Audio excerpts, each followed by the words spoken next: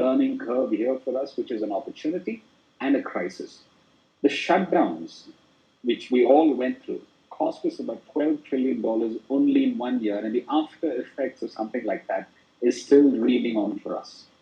And if that is not a problem to solve, we don't know what is.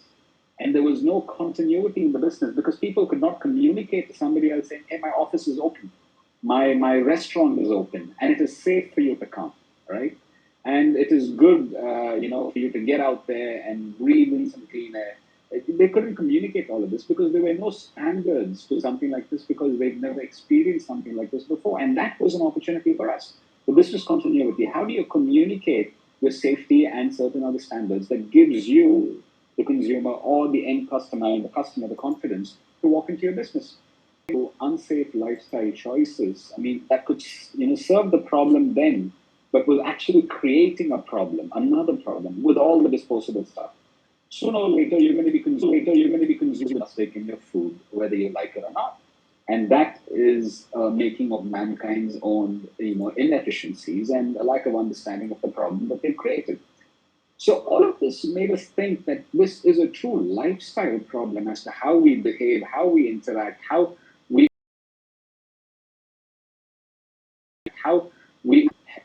made us think that we should look at safety as a lifestyle, and hence the word world's first safety lifestyle company. So we started off, it is not about COVID, that we can prevent from any other major breakdown of any other similar nature or distantly connected nature from happening in the future. So there was no concept of safety tech at all. And that gave us the opportunity too. So for something to be really successful, we always tell people it has to be innovative, right? Now,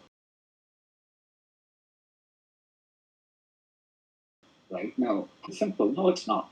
Not everybody can go to Mars. I mean, yes, you can make electric e-mobility, and then hopefully e-mobility minimizes and extends the life of, without having to learn how to use it.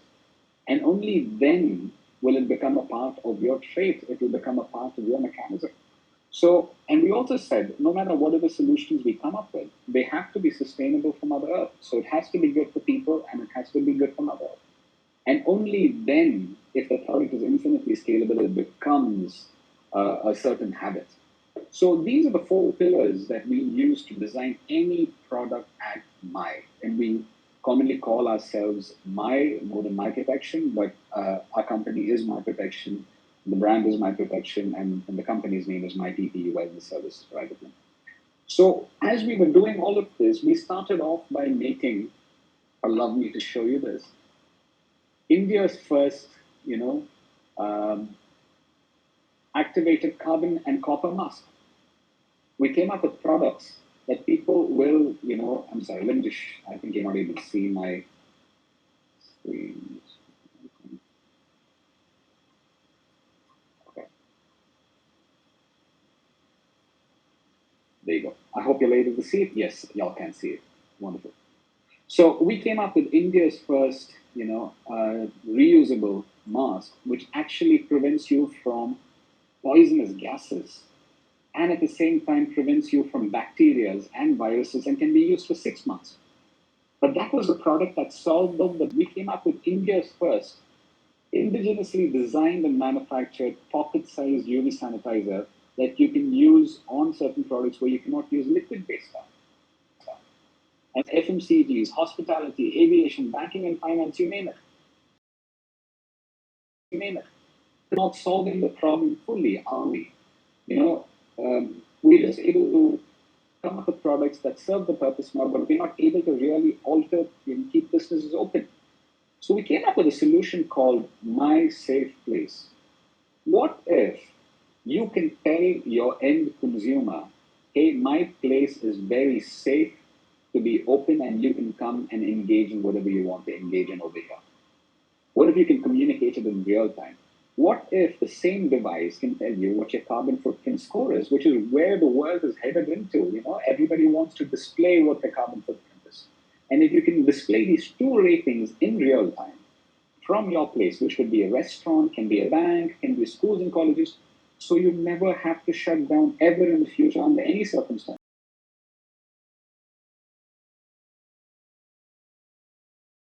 under any circumstance, have to be something like this. A simple IoT device, which is completely for free, will be installed in your place on a subscription service. And light, they're monitoring poisonous gas levels. All of this in a simple, clean box. And it tells you what kind of safety scores you have in that place. Is it 9 out of 10, 90 out of 100, whatever metrics we want to use? And what's the carbon dosage there? Will people feel safe and well there? All of that can be communicated with a single platform that we're building. And what does it enable us to do? It enables you to communicate with the consumers. It enables you to tell the government, hey, listen, don't shut me down. Hey, listen, don't shut me down. It enables employers to bring employees back and keep businesses open. And that looks very simple like that. We're able to just tell you how safe a place is in real time. Now, that is one component of the service we were building over the last year. And now it's gained a lot of traction. And I'll show you a little about it as well. But we didn't stop there, right? We wanted to see how can we communicate this with all the people, because this should be information that is available in common places. We started talking to Google and using all the APIs and see how can we list our score on Google in real time. And say, let's say if Sanjeev is going to the Delhi airport and he picks up his phone and says, hey, how safe is the Delhi airport right now? And you get a notification saying it is 90% safe to visit the Delhi airport right now. Gives you a sign of confidence that your wellness, your immunity levels, all of that matters to you is being taken care of by tech and in real time, right? So we were working on that. And then if you want to really scan this QR code, and the QR code will give you the local safety rating of that place too. Now, apart from that, through the My App, you'll be able to get all these parameters that have safety as a parameter in real time, and subconsciously you value it every time you step out of the house. Now, we didn't stop there, right? We wanted to see if there is a customers, big MNCs to small restaurants alike. We spoke to all of them and we gauged their interest and then understood if we price it a certain way and if way, you will have schools and colleges and every other major organization that is interacting with daily public choosing to communicate this parameter in real time. And where does that leave us in a total addressable market, which took us about 6 months to arrive at? It leaves us with an annualized opportunity of about. So how do we make our money, right? And make the devices going to be for free? Most home customers would not want to display their information on a platform. They might just end up buying the device from us. And it's like this. And I want to display all of this in real time because employees at some point would start seeing this as the new norm, right? Then we just install the device at your place and you pay a nominal fee of just about 2,000 rupees a month. That is about 27 USD per month. So next time you check into a hotel room, you will tell you your carbon footprint saying, hi, carbon, your carbon footprint is great because you're helping the hotel reduce its, carbon footprint, right? So the other value-added services we're looking at is we'd be able to tell you using metadata as to they're in that place, were they happy with the lighting or not? Did they spend more when they had a better lighting? What are the noise levels? And were they happy? Their customers are happy. But those are all value-added services we look to involve in. So as we move alone and the major markets revolving around educational institutions, grade A offices, organized restaurants, hotel rooms, gyms, colleges, banks, organized retail, 50,000 customers in the first year with a dropout ratio of 20% of our customers. We are expected to clock a revenue of about 7. We'll detail into the financials later, but by year 3, we intend to reach about 500,000 subscriptions, and that should put us broadly, after all of discounting, everything that needs to be factored in a prospective fashion for us, from the cost of our devices to the subscription services. Now, that gives you a significant growth rate of the third year of 130%, right? So now this gives you unit economics, and that gives you a fair understanding, roughly, you can do the math, on sale of every device, which is about 2,000 rupees per month. You make about 24,000 rupees in average revenue per year, per unit. We'll have a net margin of about 9,918 rupees, where for self-installation, which is for home devices and all that. But if you sell them as corporate installations, where you have a lot of the other factors that come in, you have a net margin of about 27%. But most of the acquisition cost is what is driving up a lot of this. But over time, that will also come down significantly for us. Now, in phase two, we intend to measure your entire energy levels, and which is already moved into active deployment for us. So it measures all your energy consumption and divides it by the number of people using that energy and gives you a real-time carbon footprint score. So next time I want going green, I'm not going to support that. But for you to have the ability to make a choice as a consumer, tell me what your carbon scores are. There is nobody out there doing it, and that is the combination. We go further. These are some of the customers we've been talking to, and a lot of intent has been established. They told us, "Hey, we like your products. We'll buy it when you come to the market." And we're very close. We're moving very, very actively. So how are we different to the competition? There were products like Shipocan, there were products like pathogen deactivators, ionizers, and all of that. They were the ones who caught the attention of people. But now, as a combination of both services, there is nobody out there. And that puts us in a very, very early mover advantage in this space, which is very unique right now. But in a matter of about a year or year and a half, a combination of all those different services combined with the unique selling propositions that we have is what makes us very, very, very, very unique. Now, of course, we've been very focused, and in that, one of them, the biggest achievements for us, as in terms of recognition, we were one of the 4 startups selected by Invest India and Startup India to represent Gulf Economic Forum in Davos that happened recently. Now, this is the founding team. Raja is day one, and Nishita Gomes, who's going through her own transition story. She's moved in terms of transition from male to female, was the first hire. And the reason we did that was not because of that thing alone, but we felt, hey, that's going to bring a lot of new perspective to our organization. We should get her on board. And that's the kind of people we have in this team, where the personal story is contributing to the whole narrative of the company at large. So this is a bit of our timeline since 2020. We're completely bootstrapped. In 2020, we started off and we launched our products in a matter of about 4 months after complete rapid development and deployment. We launched the UV1s, the series, all the tangible products. By 2021 March, we ended up making India's first reusable antiviral overall, which is like a PPE suit, but you can use it like normal clothing, but prevents you from viral breaches for 1 year. And that, did very well for us in the B2B market, kept us going.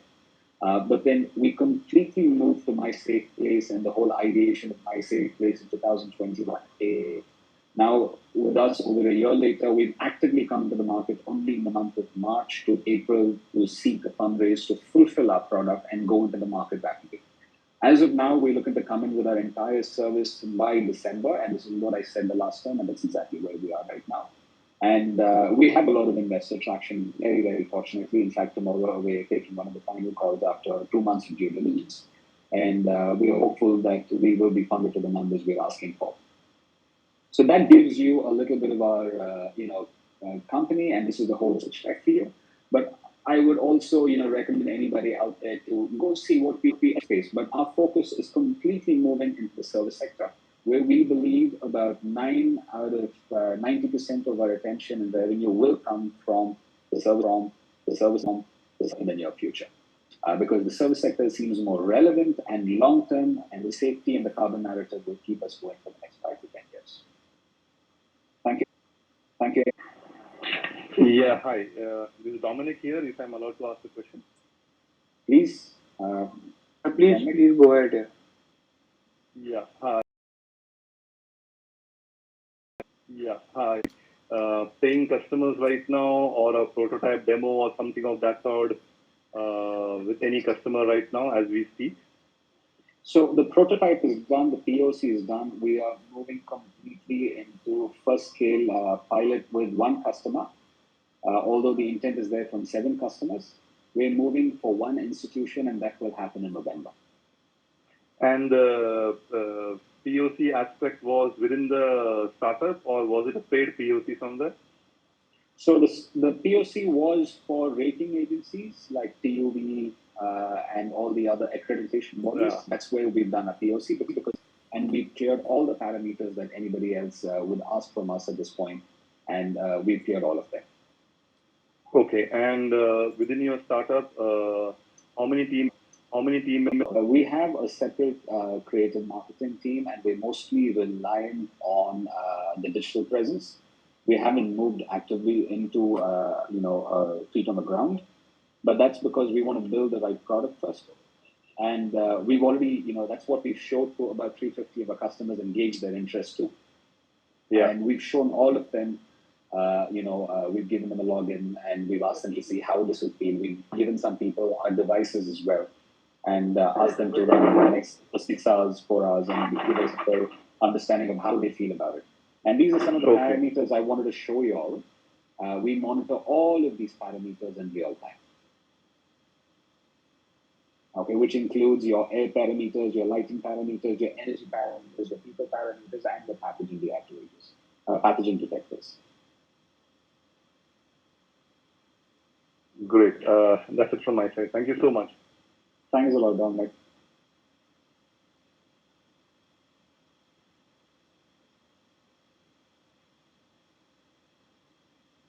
And just for anybody else who might have any understanding as to what sort of validation is out there in the real market, this is an international rating agency that uses air, TVOC poisonous gases, CO2, temperature, and humidity to give you a real-time understanding of the viral survivability of the pathogen.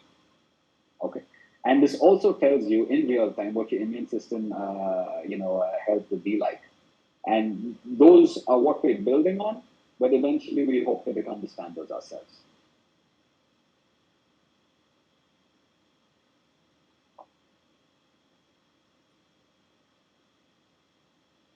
Yeah. Anyone, any more questions, please?